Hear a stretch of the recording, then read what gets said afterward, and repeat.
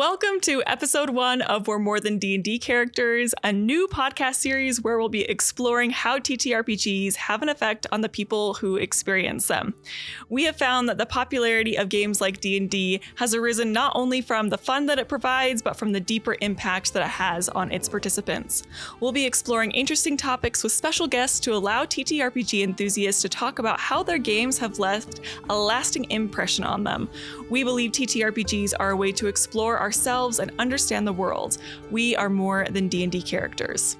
So to get started today, we have our very first guest with us, Neal, and we are so excited. DM Neal does so much. He has an incredible amount of projects. He's been a part of his biggest being DM's Block, the podcast that he's been running for how long? When did you start DM's Block?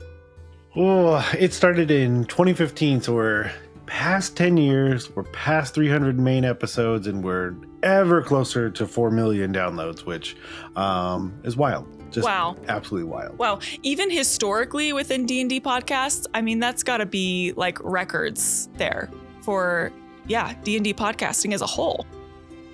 Yeah, I know we've had some of the same conversations, but seeing almost this cycle, like I would almost probably chalk it up to about a 3-year cycle of podcasts that come, podcasts that go, and the rare podcast that just sticks around. Yes, for sure. And just to last the test of time as a podcast, that really is like, that's a feat for sure. So that's amazing. And so DM's Block is all about just being a dungeon master and, kind of discussing that, tips, tricks, different kind. I mean, it feels like there's a pretty big variety at this point of things that you've kind of covered within DMing, right? So what would you say your thesis is for your show? So one of the main goals is, and we had changed it over time, we had a very tongue-in-cheek kind of motto, but we realized that putting tongue-in-cheek up front is a very interesting way to approach it because that would be the first thing a person hears. So what we've kind of changed it to, but I still feel like it's the heart of everything that we've done, is to inspire people to keep on dungeon mastering. Because I feel it's a weirdly lonely job, because more often than not, the people you want to talk to are the people you can't tell the story to because they're your players, but they're your friends and they're excited. But again, you just can't be like, so for next session, I was thinking the big those aren't the conversations you get to have. So even like having them, you as a podcast, you become part of someone's life, like in your own way. And so I feel like it's inspiring people. But what's interesting is being here and knowing enough about what I think we're driving towards. I think it's having the conversations that other people may not have the opportunity to have. So it's really them being able to listen to those conversations of two DMs going back and forth, of DMs talking about certain aspects. If it's a monster, a deity, a class, or just something as evergreen as possible. Because that's one of our other big goals, is not to get too lost in the mechanics of it, because is a person playing 2nd edition, 5th edition, other 5th edition, Pathfinder, so trying to really hone in on things that should work if someone finds the podcast 5 years from now or another 10 years from now, and all of the things that we discussed hopefully would still be able to help. Yeah, for sure. There's got to be so much valuable content there, and just things that have genuinely shaped how people have DM'd, moving forward through those conversations. So that's the kind of podcast I'm into, and so that's amazing. And then in addition to DM's Block, you now run the Block Party Network, podcast network, which Kate and I with Nox Prone have recently joined just within the last year. So when did that even start?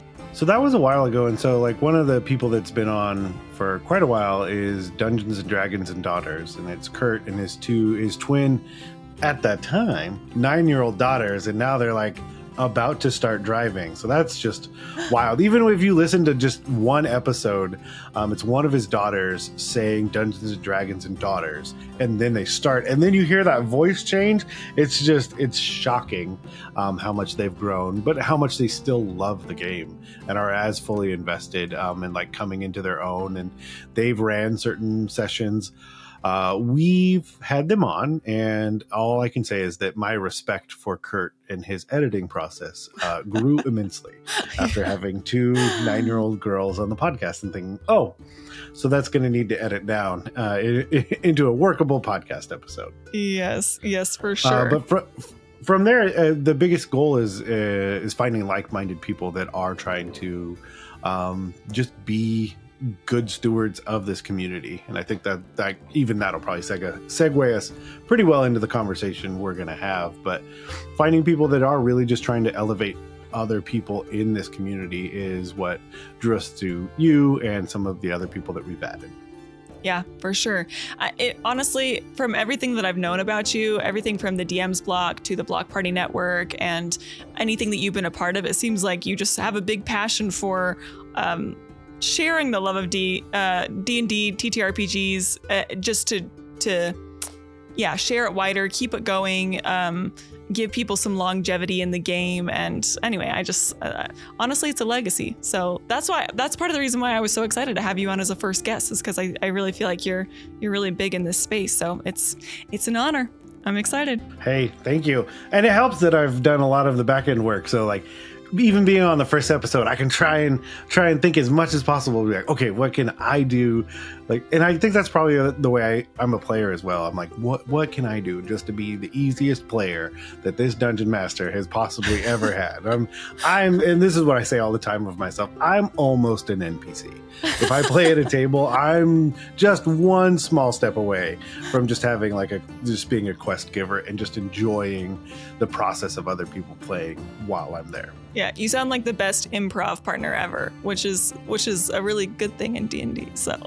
Oh yeah, I'll take 0 spotlight and be very fine, but like shout something from backstage that everyone will laugh at, and then the person will riff off of. Absolutely. That's awesome. Well, like you said, I think that even just in your introduction and kind of where you come from in D&D does match up with our topic and our theme very well. So I do kind of have a way to maybe summarize that, but I would love to hear it in your words as well. So kind of what I have as our theme today is, whether we realize it or not, the things that we do in TTRPGs are having an effect on other people. And I remember you saying even like they're having more of an effect on other people than we even realize, or that we're even having, an effect on ourselves while we're playing that game. So tell me more about, what that topic means to you. Yeah, and I think there's a term I'm going to use that doesn't have like the most glowing context for it, but I think it helps, is the idea of being a content creator. I think is important. But I say that to say, you DM at your home game that has never posted online, has never made a video, you are creating content for your players. So as long as we're just looking at it from like a broad perspective of someone who is creating content that other people will engage with, I think there's something to be said about how much that content can mean for someone else, and you might never know. So like I don't know how like far you want me to kick the door in, because I can tell you like the kind of like really heavy moment that brought it to me was that like I just had someone in high school when I was running games where I didn't know that those games like were the thing that just kept them just around, or being engaged with society, or just in general. And I did not know that until years later. Or you get you've probably received it, that one email that you realize that, tangible examples. So Rowan from Rascal News had emailed the Dungeon Master's block, I think 7 or 8 years ago. And I, as part of your administrative process, you look at emails and you see which emails you should respond to and which should just go in the trash, of course. So I responded to an email. And like, for me, that's kind of where the story ended for a time. Well, for about 7 years. And then Rascal News came about, which I think are doing really well to basically just be a news site that just kind of exists on its own. And I retweet something from Rascal News, and about 2 days later, I get a reply email from my email that I sent 8 years ago from Rowan saying, hey, just so you know, here's my story. And your email found me at like a very dark time. And I just wanted you to know that it was really helpful. And it's wild to see that we are peers in this industry now. And I said, awesome. And you're coming on the podcast. Like, it's not a question. The question is when, not if. And so those are some really like very tangible experiences that I've had in regards to it. And it often just kind of, I don't want to sit in it too long, but like it makes me think of what are all the ones I don't know. Yeah. Yeah, for sure. That's actually the exact thought that I'm having too, where it's like you did come to know the effect that had on other people because they chose to say something at that point.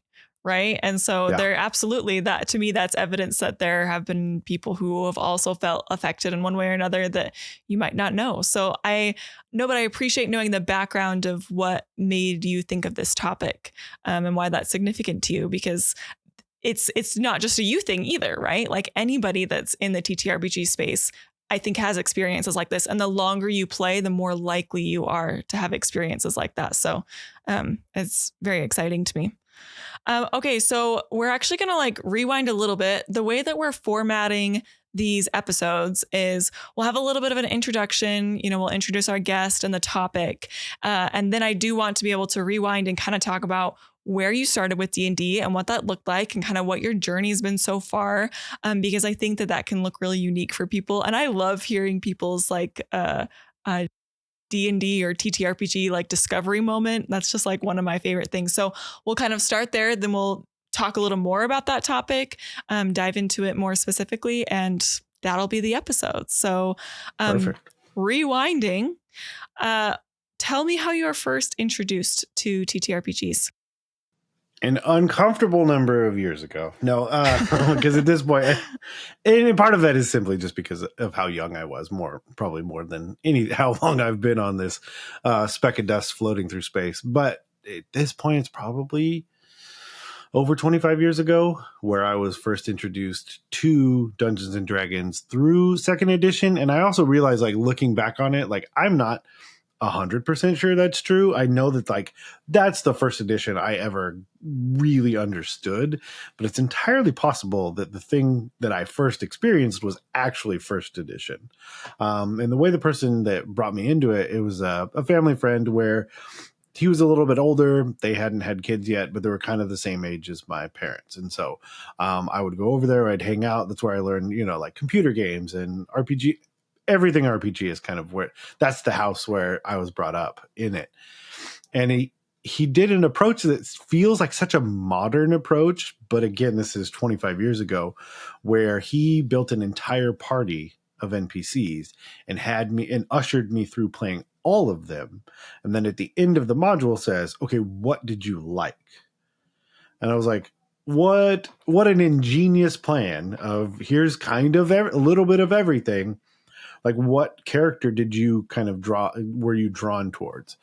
So that was the Sinister Secret of Saltmarsh, which is a module from Advanced Dungeons and Dragons. It has a few more pieces, and that would be also in 5th edition what the Ghosts of Saltmarsh was built off of. It was built off of that set of modules, as well as adding some other stuff. So I actually, just to even jump forward to go backwards, I ran at my table the Ghosts of Saltmarsh for the guy who originally got me into it, his brother, that's the first home table I was ever at, and their adult sons.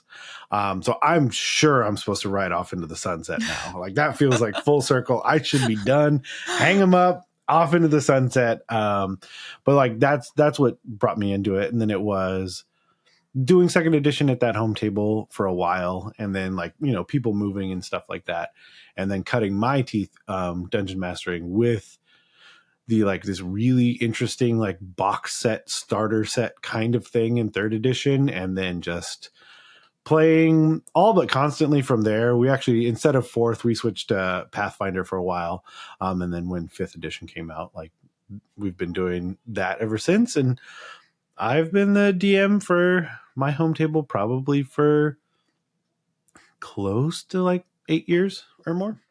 Wow. Yeah. Yeah.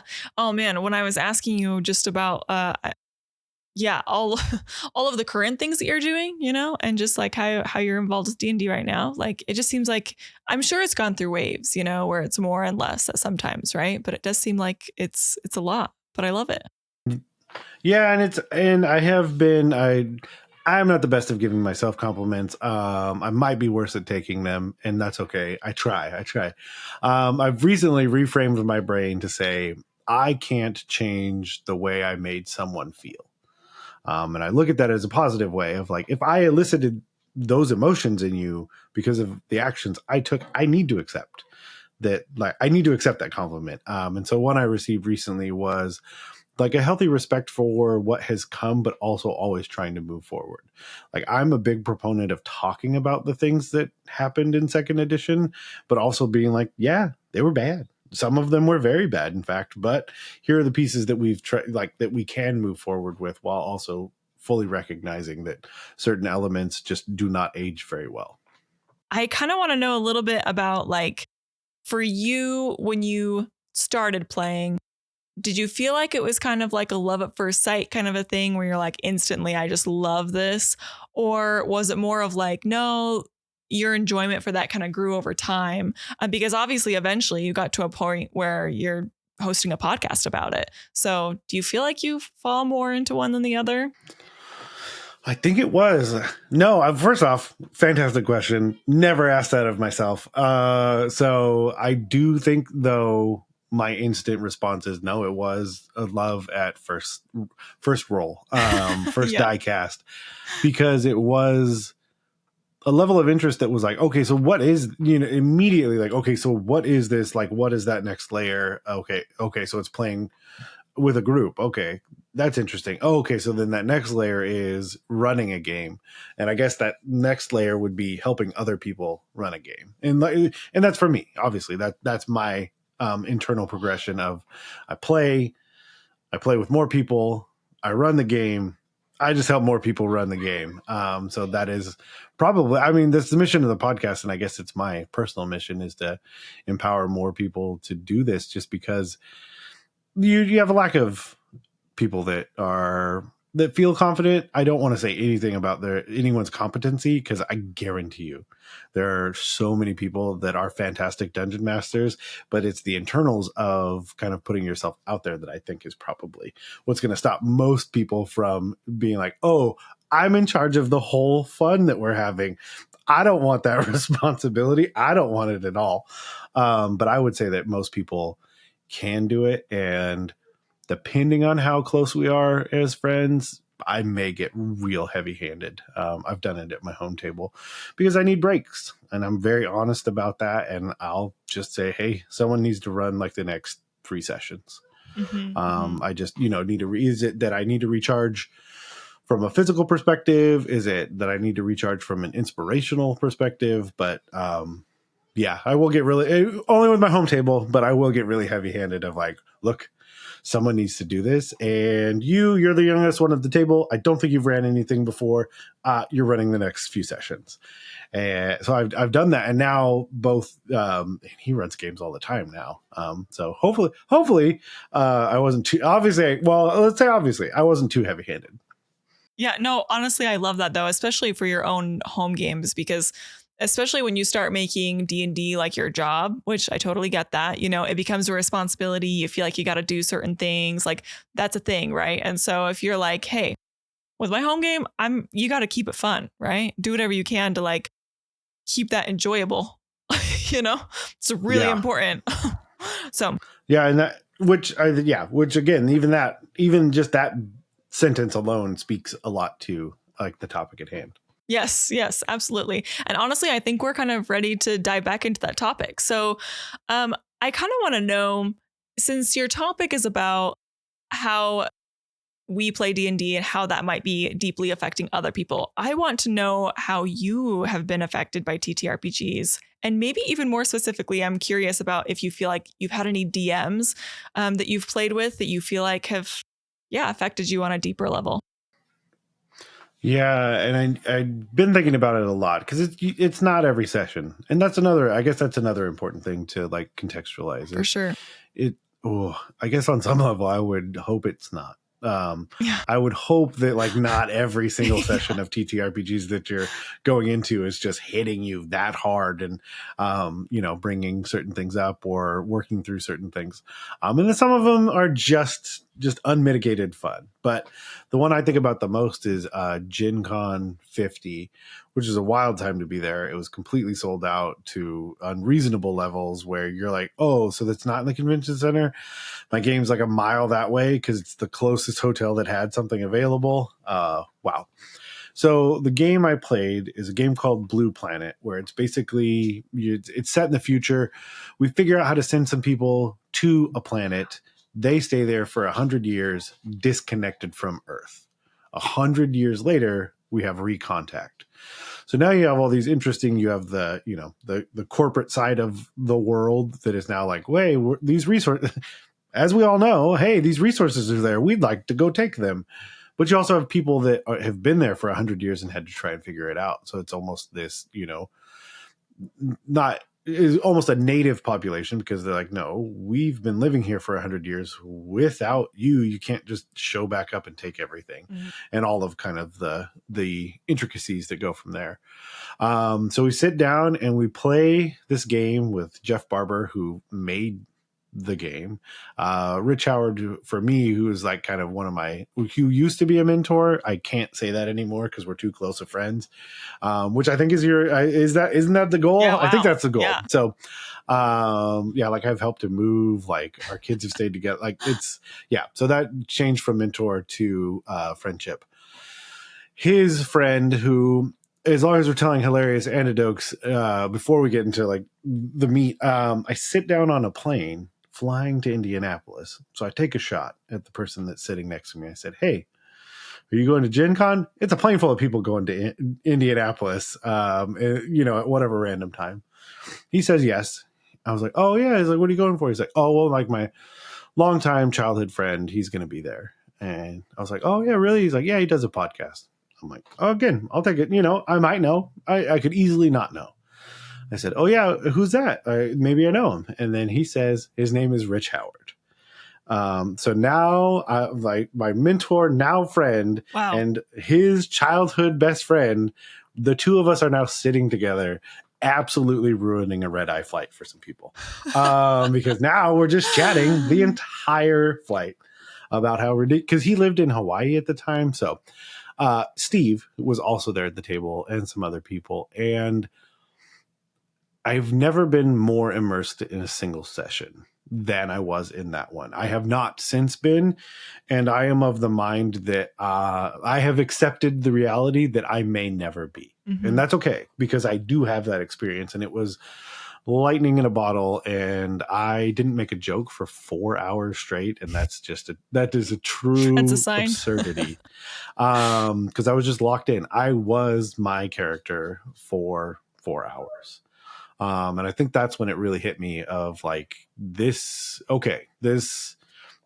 as much as I knew before and as much as I know after, I think it is that moment where I truly realized how much an individual session could affect someone. Like if it's willing to take me out, like because it felt like any joke I would make would be disrespectful to the moment. And like, then you're processing those feelings of like, wait, what is happening inside my body right now? That like, that's how I, genuinely felt, almost unspoken, until after the fact I realized like, oh, I don't want to do anything to impede this. And I think that's probably where this topic really, the seed of this topic was planted. The idea that any single session could mean that much to someone. Okay, that's perfect. I love that you say how we wouldn't expect an amazing session to be like that every time. And even a session to be so great like that, you wouldn't even necessarily expect two in a lifetime. It's just the fact that that's a possibility to me that's so amazing. That just blows me away, the idea of going to a game, especially at somewhere like Gen Con. Maybe this is just me, but to me, like there's almost a higher expectation for a game like that, because it's something in a setting where it's supposed to be so amazing, right? And so for a single 4-hour session to have that much impact on you is just so cool. Like, what an awesome thing to walk away with. So I'm glad you have that experience. It's awesome. Yeah, and it's also interesting that, and I think what's different maybe about this one than kind of the topic that I feel is that everyone felt that way. Jeff, the creator of the game, felt that way. And this is the person who playtests it. Also to the point where almost all of us wrote for the next edition of the book. Like, that's how impactful also that session is on the creator of the actual game and setting. Is that I wrote one of the archetypes for basically like different games that you could play, because you could play one where you're just like a plucky fishing group, and like that's what you're trying to do to get by. You could do heist, you could do corporate espionage, there's a laundry list of things that you can do, because you basically have 2 planets, you have space travel, you have all of these things. And so I actually wrote the archetype for heist campaigns and how to run them inside of Blue Planet, creating NPCs and things like that. And that's only because I play, and all of it stems from that session and the impact that session had on both me, Jeff, and everyone else at the table. Like, that's probably what's a little bit different about that one, is that every person that was there also felt similar to how I felt after the session was over. Yeah, that is a little different from where your topic is kind of stemming from, but still along those lines. So I totally get that. My next question is, I'm wondering if you have, as a DM, do you think it's hard to see the bigger impact you have on players? Is that challenging to try to pick that out? Yeah, I'm lucky enough to have people that felt comfortable enough to talk about it. Because when it comes from something that's positive, that is in its own way like lessening a negative, that's usually not the conversation that everyone's just so excited to talk about with the person that helped. So it is a lot for them to process. So I would say the vast majority of time, yes. And what's even more interesting is, even if people have like a really good session, just on a positive way, that probably doesn't get talked about a lot either.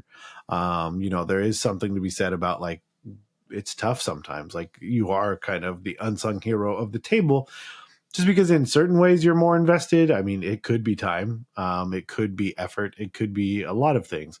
And again, that's with everything that ever comes out of my mouth, it's your table is different.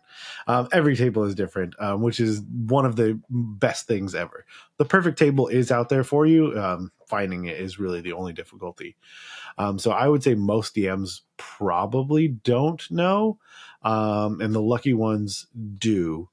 But again, that's the part of this conversation but it's also to say, I would bet that most DMs are having this kind of impact on some of their players. So what do you feel like DMs can do to be able to maximize knowing the impact they're having? Because, I mean, and you probably agree with this, but in my mind, like, if DMs were more aware of the positive impact they were having, or how much their players cared about their game, that would be huge, right? Not only does that feel good, but I feel like that might actually help them as a dungeon master. So what do you feel like? I don't know. I want a tip here. I got you. So one of the things that I've noticed is like checking in with your players, but it's different because typically I would say the most DMs are probably going to check in a fairly group setting. I have a group text, I have a group chat with my whole table. So checking in there, like, I don't think is going to get you as far as either checking in individually or finding a way that you're checking in that affords some level of them being anonymous when they do it, because there's a comfort in that. We all know it. I mean, the positive version is someone being able to share a secret. I've watched some of the YouTube. I've watched the YouTube channels till I cry, just like all the rest of us have done, where someone shares a secret, and they feel comfortable doing it because it's fairly anonymous when they do. Obviously, the keyboard warrior is the negative version, that hides behind a little egg on Twitter, and so there's both versions. But if you're finding a way that there is some level of them being anonymous when they share, like, you're going to get more out of it. And so the thing that I've used at cons that can then be transferred to your home game is I use a note card method where I'll pass note card, especially at a con. I don't know them. I don't know their play style. I don't know anything they're after in this session. Everyone that sits down is, for the most part, a complete unknown to me. So I'll ask for 3 to 5 things that they would like to see in the session. And typically what I'll say is I can promise one, and that's where my promises have to stop, because oftentimes people will write down completely contradictory things on the same note card. Everyone lives, everyone dies. I'm like, well, what? Hold on. One of these has to go. But for one of the recent times I did it, there was someone who was there with her dad, and it was one of her first full sessions of D&D. I appreciated that was something I was clued into prior to that. So then when she wrote things down, listen, everybody else at the table, somebody's note card is going to get more prominence than the rest of them. And it's hers because this is her first session. Everyone was very on board with that as well. And so she wanted to fight cats. There were orcs. All my orcs became cats because at the end of the day, who cares? All the stats are the same. Claws, short swords, doesn't matter. And so there were ice cats. And as soon as they showed up, she was just over the moon that we were fighting these cats. Oh, that's awesome. And there's this, and part of it that I realize I may be realizing in this conversation.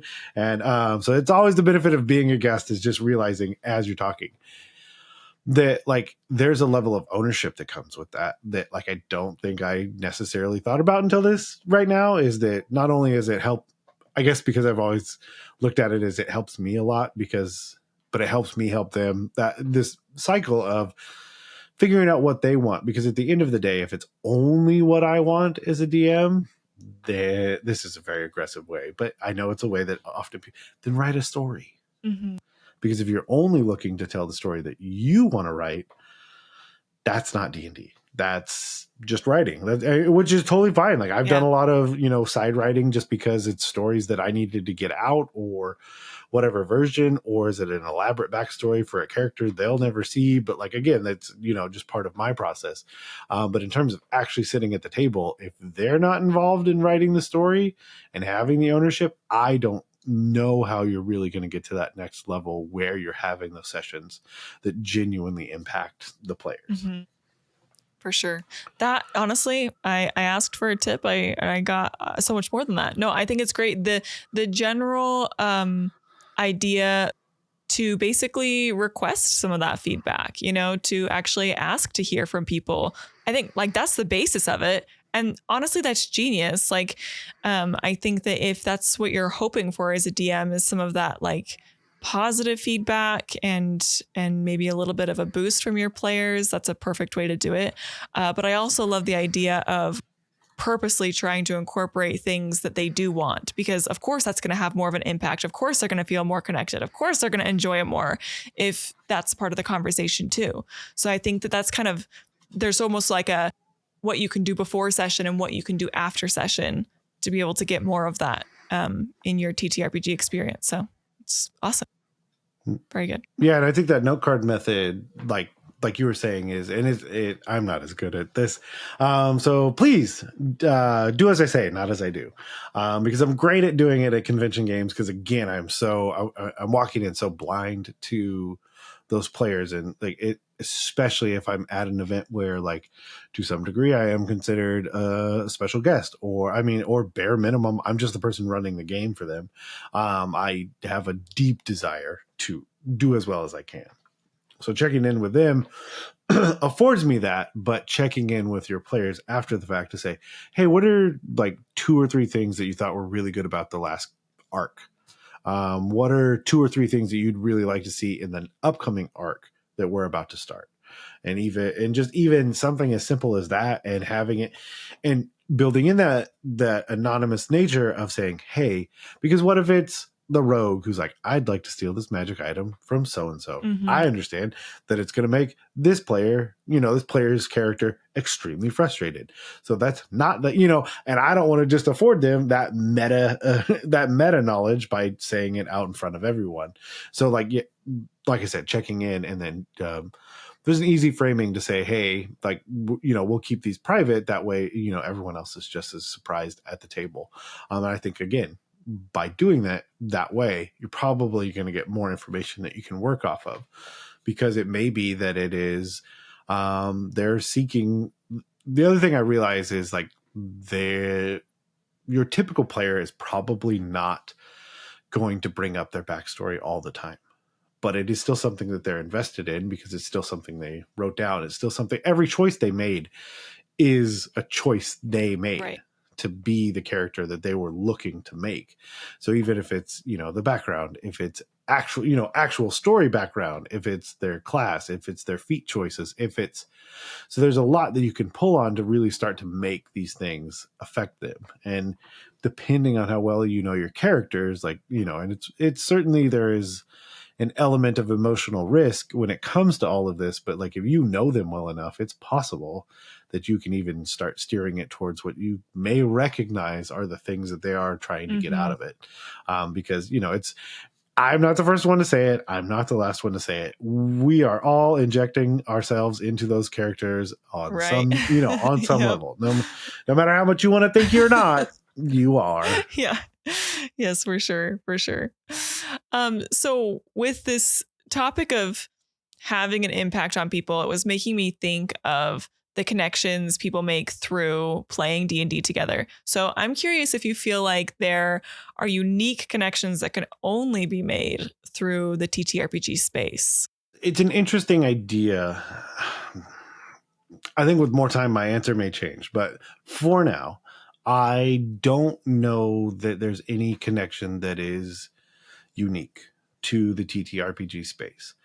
That said, I do think its ability to create those connections and the depth of those connections at a pace that is unique, in the sense that, like, you can share that 4-hour session, and like the people I shared that with, a couple I know really well. The other 3, though, I don't. Yeah. But at the same time, having that shared moment has created a connection that cannot be replicated. Yeah. Like I don't know of any other, or at least not through that time.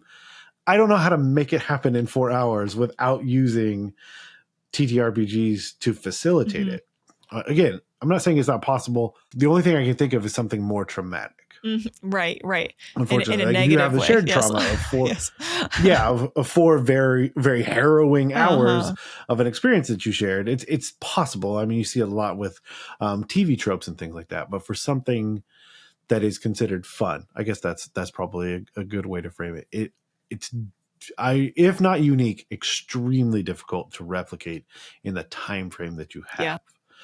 Because at the end of it all, you're sharing such a small amount of time with those people, but the connection and the stories and everything that you can share out of that. Again, you look at even my example of the Blue Planet, like the amount of time that I've talked about that game, the amount of time I've talked with those players about that game, the fact that it led to like basically a writing gig for that game, that all stems from 4 hours of time. Like, in the grand scheme of things, something very, very minuscule, but all the things that echo out from it. Yeah. I love that response, because I feel like there's an implication there that if the connections you make are not unique to D&D, that means that any connection that you make, really, really great connections, good friendships and relationships with people that are just as significant outside of D&D, that since you're not making something unique, like that's what you're doing, right? That those connections can be made both in game and out of game, and that they might not happen as fast in other places, but they are just as legitimate. And I think I say that because I think most people who are super into D&D have people in their life that just, they don't get it. And it just all seems so silly, right? And so I like the idea that maybe those connections aren't actually unique. They're not these D&D flavored connections, but rather that's just relationships, right? And I would agree with that, just because when I think of the people that I've played D&D with, like it's not just sitting at the table playing games together. Like obviously those relationships go like well beyond that. And I think that's part of what you were saying too, with the effect that it ended up having after that 4-hour session, right? Like it wasn't just then that you made that connection, that actually ended up leading to a lot more for a lot of those people that were at the table. So I think that's really fun.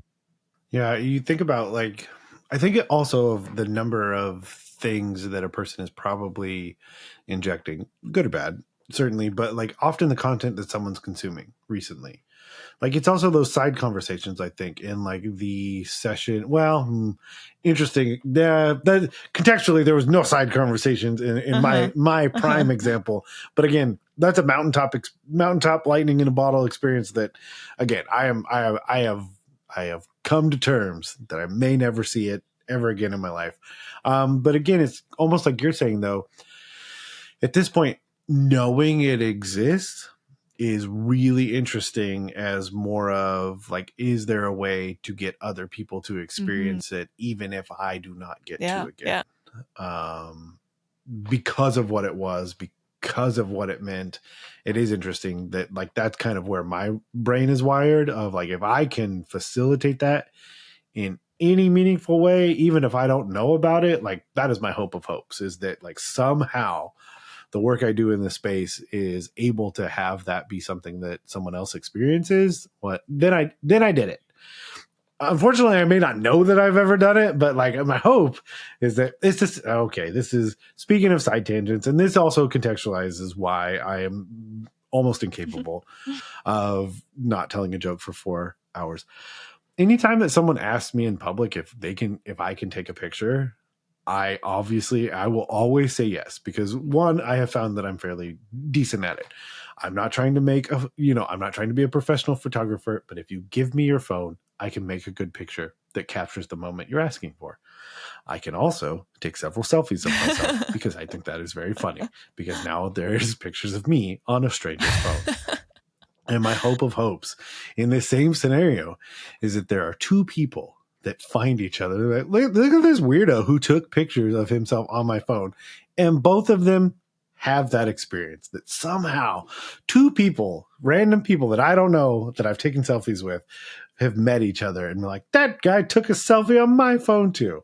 So yeah, that is my hope, same vibe, two videos that have the same vibe, to really like, again, and does it come from the work of the podcast of inspiring people just to be dungeon masters? Because are they the perfect person to run a game for someone else? Possibly.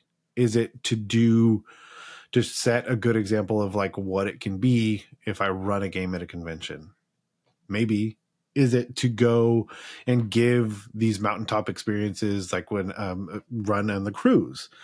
Like those games on the cruise, like that's a 3-day thing where it culminates in like literally like my goal at those final moments of that last session is wish fulfillment, where whatever those characters want, like, last year they fixed a tear in the weave, and Mistra granted them all a wish, because I realized like stopping with wish fulfillment is the right way to go 10 out of 10 times.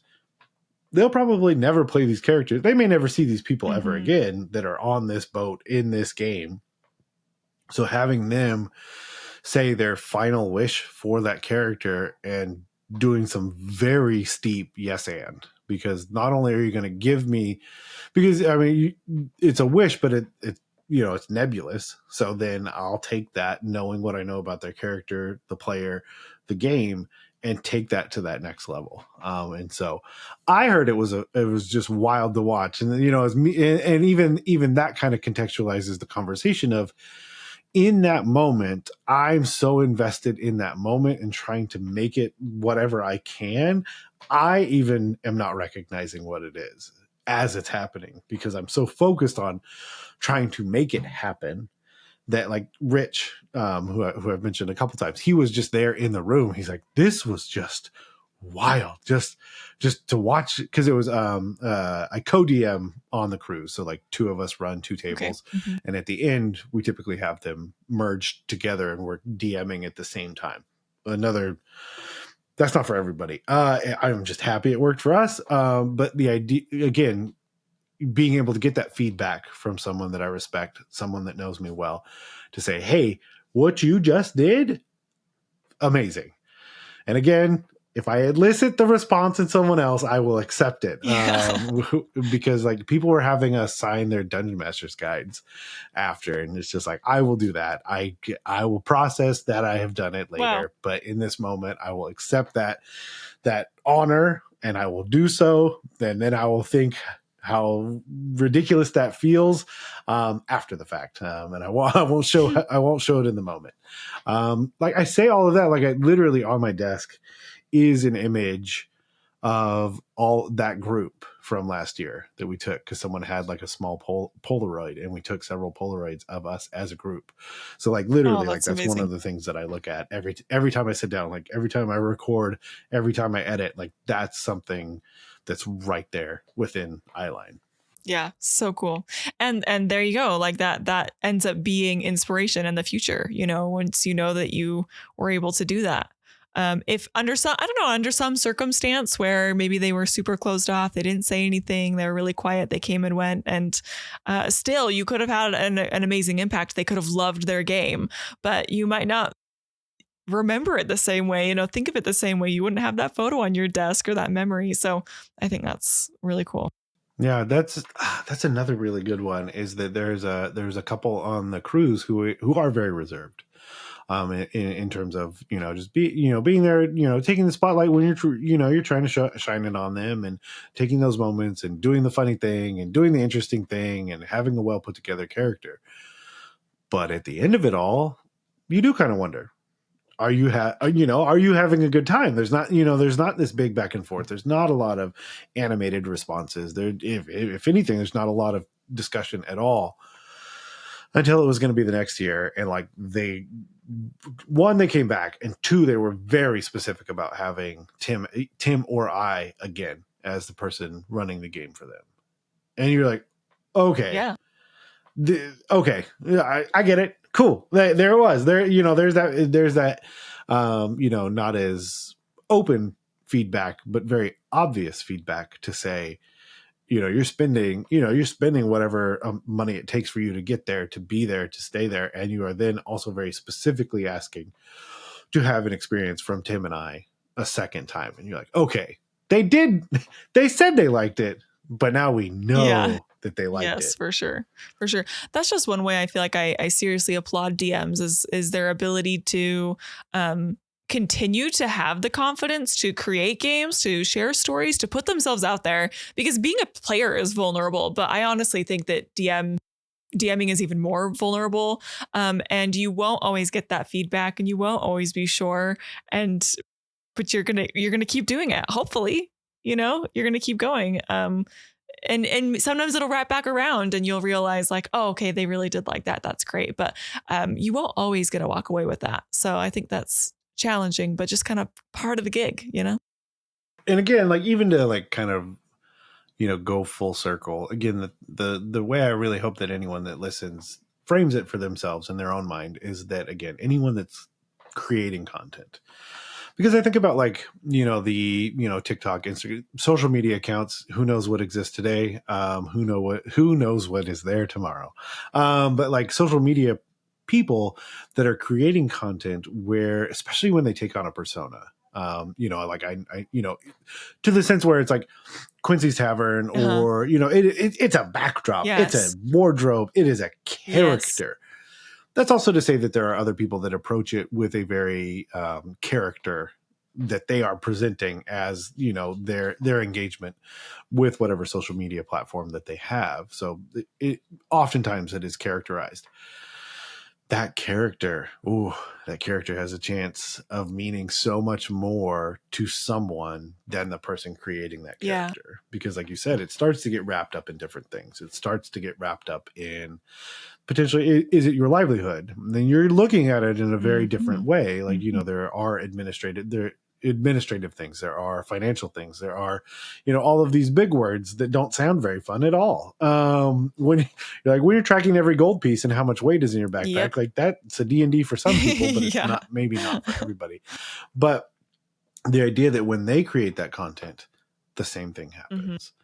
If in some degree, and I think you're even reframing my perspective on it, is that every relationship you are creating content, which is, it's that term is trying to broaden it and also kind of contextualize, like, everything you do to some degree, every conversation you have could mean more to that person than D&D. And again, going back to the uniqueness of how relationships are fostered inside of TTRPGs, I think it is an imperative, like, when creating that this is the trade-off, though, because this could either be like really fulfilling and really helpful, or terrifying, the next thing I say. And you'll have to, everyone listening, you get to wrestle with that on your own time.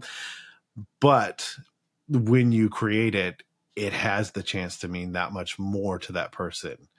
And that is a responsibility that deserves your respect. Like, and again, that sounds heavy and it's not intended to be, but at the same time, like, that can contextualize a lot of what you do. It could really motivate you to continue to DM. It could motivate you to stop. But the idea, again, is always that content creation has the chance to mean that much to someone. So when you create that content, like, knowing when it goes out into the world, it's got a chance to find the right person at the right time. And again, because I think we talked about it a little bit before, but like the idea that, like, I'll phone stuff in because it is, mine's a little more of a jobby than a hobby or a job. But the idea that, like, there are episodes where I'm not in it. I don't feel it. I don't want to do it. I don't want to edit it after I feel woefully unprepared. Technical issues, scheduling issues, like, the conversation feels hard in the moment, but then you realize, but then that's the one that you get the email off of course. You're like, of course it is. Everything about it felt hard at the time, but then you'll get that email that says, hey, that was awesome. That super helped me out. I was just thinking about that for my next campaign, and this episode came out and hit me right where I needed to. Or the person that finds it 5-6 years later, where you're like, I was just looking for, this content about monsters, and you had an episode on Mind. This is literally an email we just got, but it was like, this episode on Mind Flayers was exactly what I needed. And you're just like, what? Yeah. And then we I mean, I'll say the quiet part out loud.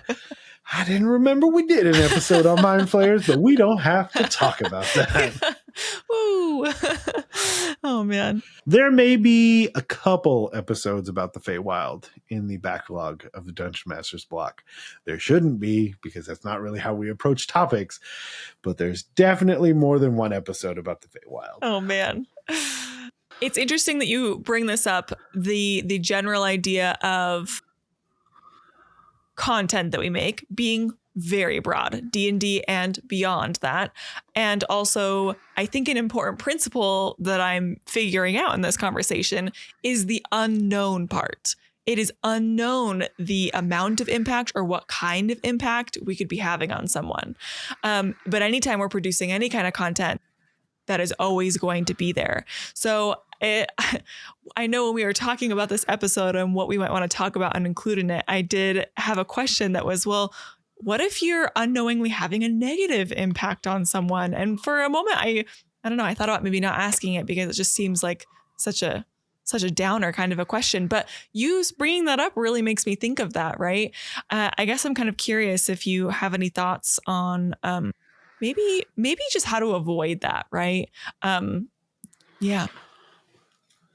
Yeah, the positive side of the negative is more likely they'll tell you. Like, it's the world we live in. Like, the idea that someone wanting to shout the negative thing, and social media has done what it's done in terms of that, because it elicits emotion. Like, I guess that's also kind of what we're talking about this whole time, is that you are in some way, like, you have the chance of eliciting certain emotions in someone. And when the negative ones happen, it's more likely that they're going to respond either vocally, or you can tell. Is it that they are just pulling away faster and faster and faster? Is it so bad that they are bringing it up before, during, after? So the positive about the negative, unfortunately, is that it's going to come up long before someone, I think, is comfortable enough to say the positive things. And I think, or rather, you're given better clues. I think that's probably a better way to say it, is you're given more context for, hey, I see that you're completely disengaged from this session. Is there something that I could change about that? Or, you come to me after and you're like, hey, all of this, not cool. Didn't like it. And which is not fun as a DM to get those conversations or have those conversations. And one of the things, and this is all slowly over time.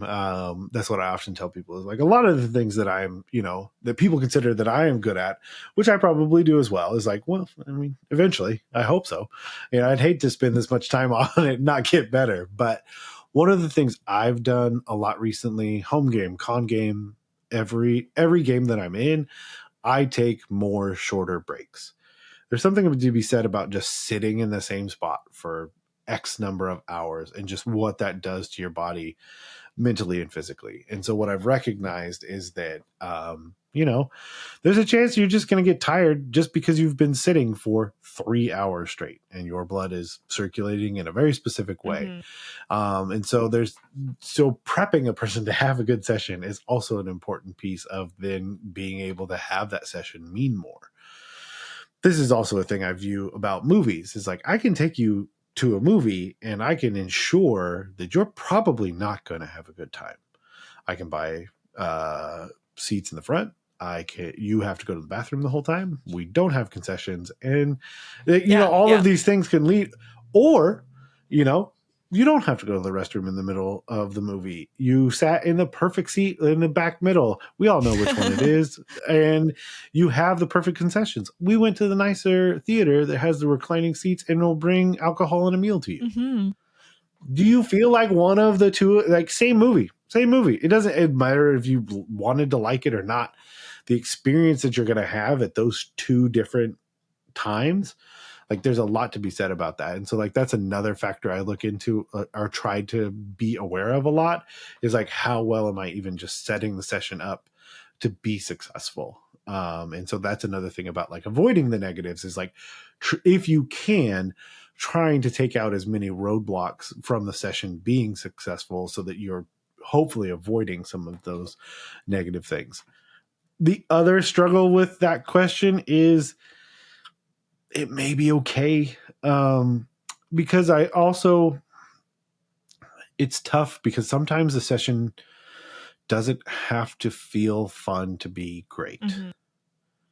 Like, I don't know even the session that I use as like my context of the mountaintop.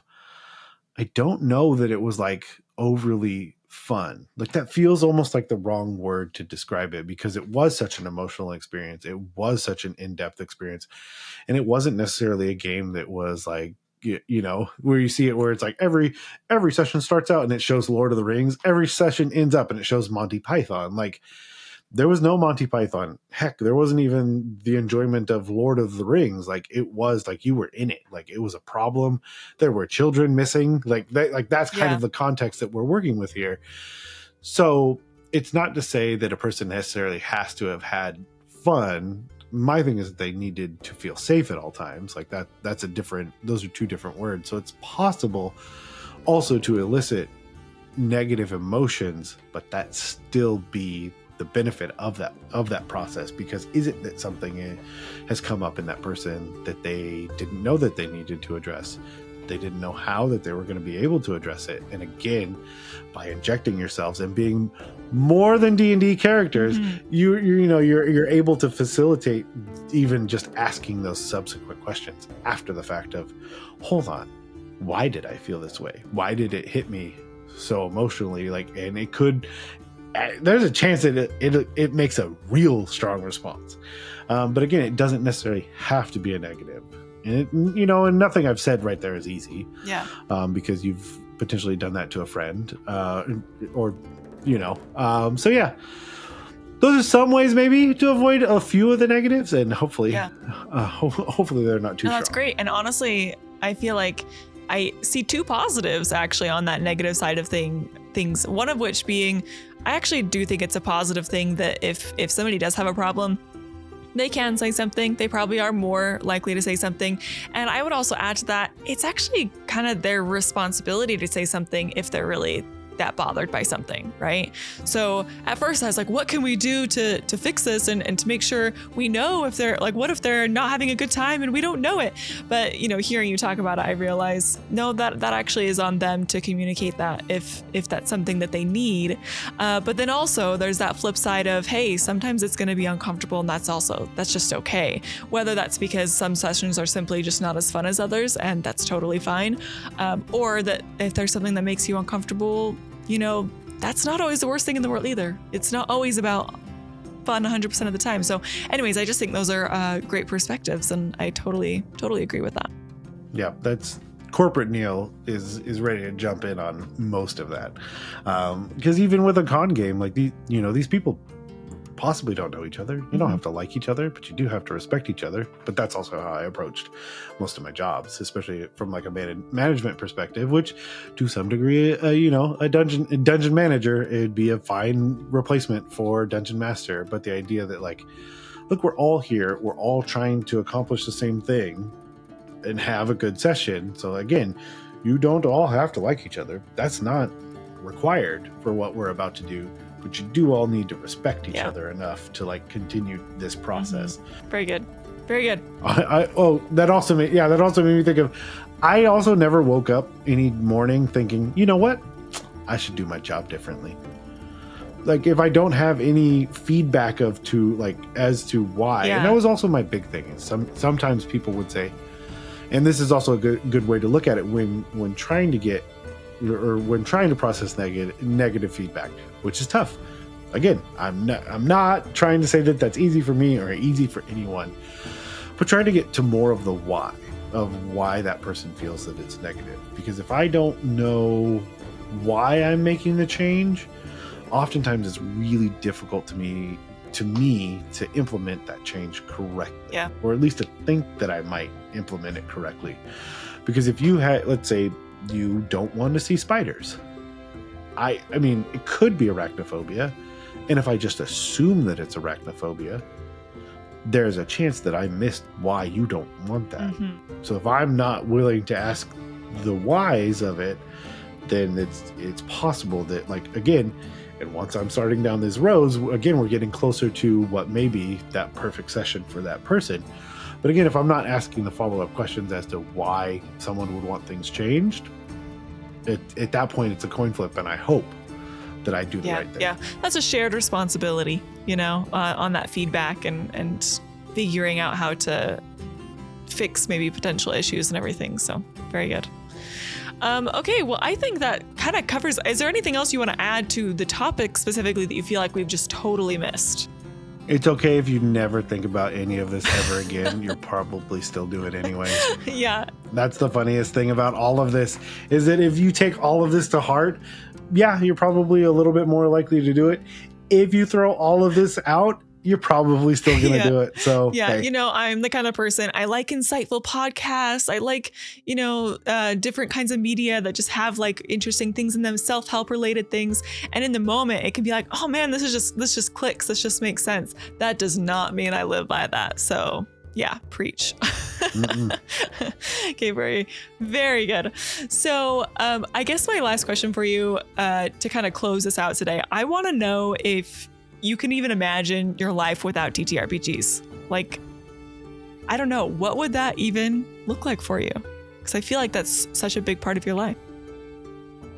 Yeah, it's tough. I think that like you play at the edge, like the edges of what TTRPGs are is probably what ends up replacing it. You know, when it comes to, you know, is it a board game that feels a little more engaging than, let's say, Monopoly? No, okay, a little more engaging than Candyland. Yeah. Let's use one that's literally just like, it's just random chance. We can all decide who the winner is based on where the cards are laid out. Like, this isn't a game of skill. This is pure chance. So that's not my prime example, but ones that lean more into that sort of thing. Or is it video games? But what's interesting is, like, do those exist? Because one begets the other. So it's entirely possible that, like, I think this is a weird question that I don't know that I've processed. I think, do I end up more of like a theater kid? Yeah. Maybe.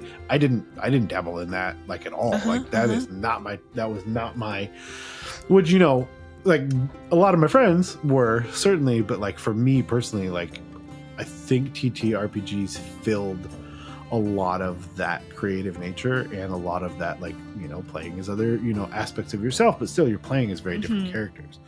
I think without it, I probably would have ended up like, you know, it's that imaginative play that I would have done it in a different way. But because I already had the outlet for it, I was in like FFA, I was in sports, I was in all of these other extracurriculars because I had an outlet for my imagination, things like that. I think, I don't know. I think I would have been a theater kid, or I would have played a lot more music. I think that would have, like, I think at that point it's really what is the outlet? Yes. Because if it exists that much in me, like it needs to find some way out. And I think, is it more music, or is it, you know, like I said, because I've done dramas and skits and plays and these other things for like one-offs, but I wonder if like that's probably would have been more prominent without D&D. Yeah, gotta find some expressive outlet if it's not gonna be all of this, right? So yeah. Oh, that's amazing. And I feel like it makes me stand out by being like, I'm in D&D, but I'm not a theater kid. And they're like, whoa, how the... Yeah. I would love to know some statistics on that, honestly.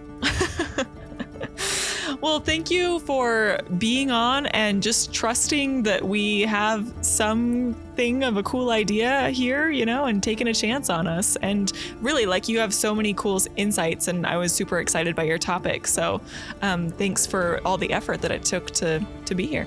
Of course. I obviously enjoy what you are all doing. I was super supportive the second you said it.